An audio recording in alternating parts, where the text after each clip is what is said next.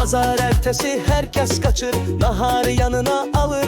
Ama biz kalkmamaya karar verdik, yatak çok rahat. Narahatçılıksız bazar ertesi, her yeri bizimle sevinç.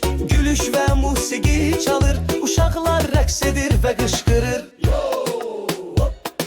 Rejim bize uygun değil, bazar ertesi kaçmırıq. Günü uzanmayla başlayırıq, bu yaxşı her şey. Narahatçılıksız bazar ertesi, her yeri bizimle sevinç. Gülüş ve musiki çalır, uşaklar rəqs edir ve kışkırır.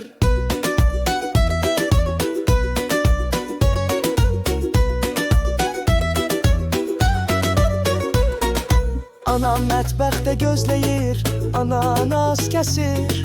Atam mahnı yazar bizə, səhər qaçmamaq üçün. Narahatçılıksız bazar ertesi, her yer bizimle sevinç. Gülüş ve musiki çalır, uşaqlar rəqs edir və qışqırır.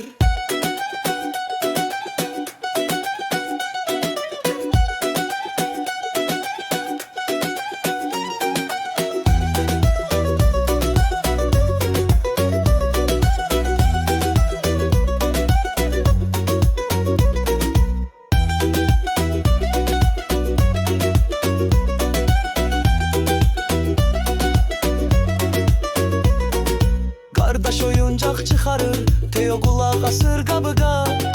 Rejimi sevirik, heç tələsmirik. Narahatçılıksız bazar ertesi, her yer bizimle sevinç. Gülüş ve musiki çalır, uşaqlar rəqs edir və qışqır. Bu mahnını yazdıq, mahnımız ölkə üçün.